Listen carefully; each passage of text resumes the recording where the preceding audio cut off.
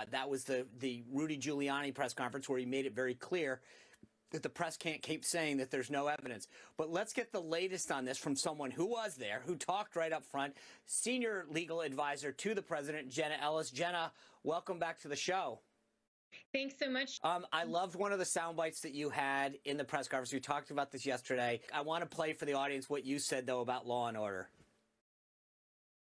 This is not a Law and Order episode where everything is neatly wrapped up in 60 minutes. For those of you who are here in this room or have maybe tuned out in other networks, clearly you've never been court reporters. Trials take time. I think that for a lot of folks, they really do think it's a Law and Order episode, and it's going to get wrapped up by the time we get to the end of an hour-long episode, and it'll be in a nice little bow, and Benson and Stabler will have put the bad guy away. So that is clearly not the case. Walk us through the timeline, because the electors meet on December 14th, right? So talk to me now. Explain to the audience what happens between now and then.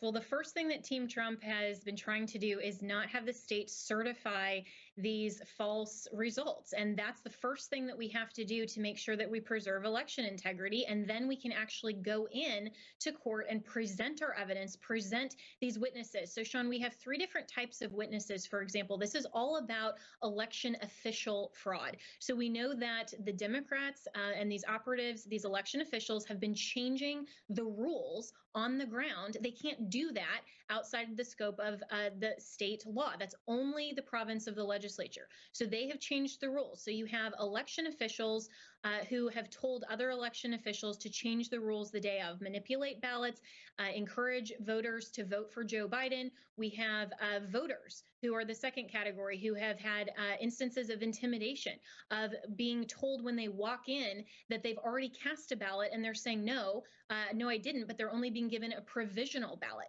Then you also have these observers, these watchers, that have said that they're not able to meaningfully observe the ballot being counted. So we have all of this direct evidence that there is election integrity issues, there is fraud, and these are illegal ballots that are being counted because they're not being done according to the law. We have not had an opportunity to put on that evidence, make our case, and so all we're trying to do is say, don't certify these false results because illegal ballots are in the mix. That's something every American should care about. We are in a very tight time lane. We have constitutionally imposed deadlines, but we believe that if we get the opportunity in Nevada, in Michigan, in Pennsylvania, then a recount in Wisconsin, we're contemplating one in Georgia. With all of those states combined, we know that this election was stolen from President Trump, and we can prove that. Okay, so late today, Georgia had conducted a hand recount, and the Secretary of State certified the election today for Joe Biden in Georgia. Where do you guys go from here? So we're contemplating asking for a recount there, because what happened is that Georgia just simply hand counted the illegal ballots once more. So that didn't change anything. That didn't actually take care of the issue. So we need to have an honest recount, and we need to actually signature match. That's what the president's been tweeting about. We need to make sure that every legal vote is counted and every illegal vote is set aside and not counted in those totals. Then we will get to an accurate, honest total in Georgia. Because Mayor Giuliani made that point yesterday that if you just recount the votes and there's ballots in there that weren't supposed to be in the first place, then you're just recounting the stuff that's in there again, and you're going to get the same outcome. So how do you sort of discern a ballot that may not have been properly cast from one that was? And that's a great question, because there are a wide variety of ways to do that, depending on what's going on the state and local level. And so, for example, when you have ballots that are counted in secret, then there isn't really a way. And as Mayor Giuliani showed, that the ballot, once it's been removed from the security envelope, it's impossible then to put it back together. Those need to just be cast aside. Then you also have manipulated ballots. You have ballots that maybe the signatures don't match. That's what's going on in Nevada. 40,000 ballots that is not a signature matching requirement according to Nevada state law. And so we have those 40,000 that need to actually be counted in a way that is according to Nevada law. So there are a lot of different ways that the ballots need to be counted according to each state's individual law to make sure that the states are counting every legal ballot. You had some advice for the press yesterday about facts and them mattering. Let me play it for the audience. The facts matter, the truth matters, and if you are fair reporters, you will cover that fairly and appropriately, and you will allow coverage of our media team here and our legal team. That is absolutely shocking that all you cover are around the margins, and I've seen all of you taking pictures right now, and I can anticipate what your headlines are going to be.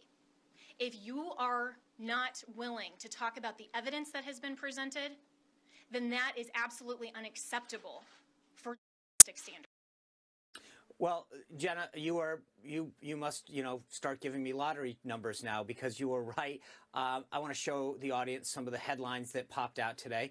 You were spot on. They didn't really do this, but it was funny. Not only those were the ones that were there and covered it, but I want to show you what CNN actually had to say, because they didn't actually even cover it, even though they wrote one of those headlines. Let me play you for what one of the hosts there said. It has been a bad week for the Trump legal team that actually right now is holding a press conference that is so bananas we can't even bring it to you because it's just so full of BS. The Trump legal team mission is a mission impossible. And that's even before you consider the collective lawyering abilities of this crack team that Trump has assembled: Rudy Giuliani, Jenna Ellis, Joseph DeGenova, Victoria Tonsing, and Sidney Powell. Jena, I don't mean to jam you. We don't have a ton of time left, but just tell me you predicted it. So what do you have to say about what they did based on what you told them that they would probably do? They're censoring us, and they don't want their viewers to actually hear directly from us. They can't even pronounce Joe DeGenova's name correctly, so clearly they haven't done their fact insights or research into this, but it's pure censorship. And for every person out there, if there's a network that is refusing to bring you something on the air because they want to declare it bananas, that should tell you everything you need to know about the fact-checking and actual journalism of that network. That's disgusting.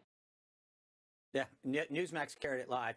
Jenna Ellis, thank you for coming on and breaking this down in almost a small little episode of Law and Order, so it can be kind of done. But I appreciate you breaking this down, and we look forward to having you back and getting an update. Sounds good. Thanks, Sean.